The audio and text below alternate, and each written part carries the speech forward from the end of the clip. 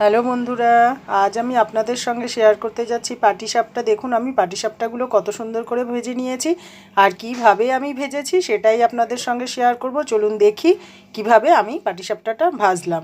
আর যদি ভালো লেগে থাকে কমেন্ট করে জানাবেন। হ্যালো বন্ধুরা, আজ আমি আপনাদের সঙ্গে পাটিসাপটা তৈরি করাটা শেয়ার করছি। দেখুন কড়াইতে আমি দুধ বসিয়ে দিয়েছি আর কয়েকটা এলাচের গুঁড়োও দিয়ে দিয়েছি আর আমি খোয়া ক্ষীরটাও গ্রেট করে নিয়েছি। এইবার এটাতে দিয়ে আমি একটু নেড়েচেড়ে গুড়টা তৈরি করে নিচ্ছি আর সঙ্গে দিয়ে দেবো আমি গুড়টাও একটুখানি ঠান্ডা করে গুলে ঠান্ডা করে রেখেছি।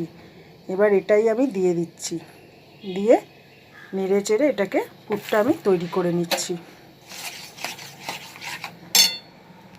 দেখুন আমি পাটিসাপটার পুরটাকে কত সুন্দরভাবে তৈরি করে নিয়েছি আর আমি কিন্তু নারকেল দেইনি, আমি খোয়া ক্ষীরটা দিয়েই পুরো পুরটাকে তৈরি করেছি। আর এই পাশে দেখুন গোলাটা বানিয়ে নিয়ে হ্যালো বন্ধুরা, এইবার দেখুন আমি পাটিসাপটাটা কি করে ভাজছি সেটাই আপনাদের সঙ্গে শেয়ার করব।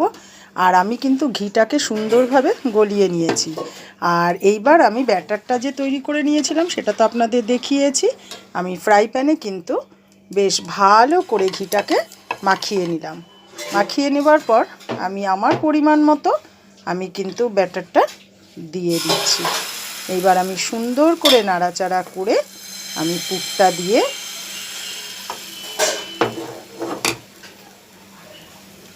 এইভাবে আমি আপনাদের সঙ্গে পরপর কয়েকটা পাটিসাপটা ভাজার পর আমি আপনাদের সঙ্গে আবার শেয়ার করব।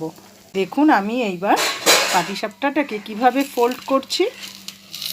এইভাবে ফোল্ড করে করে আমি পাটিসাপটাটাকে কিন্তু তৈরি করে ফেললাম। এইভাবে আমি বেশ কয়েকটা পাটিসাপটা তৈরি করে ফেলবো, তারপর আবার আপনাদের সঙ্গে আমি শেয়ার করব। দেখুন আবারও আমি আর একটা আপনাদের সঙ্গে শেয়ার করছি।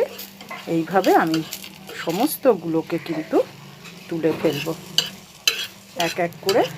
সমস্ত পাটিসাপটাগুলোকে আমি এইভাবে ভেজে নেব আর কত সুন্দরভাবে উঠে যাচ্ছে দেখুন।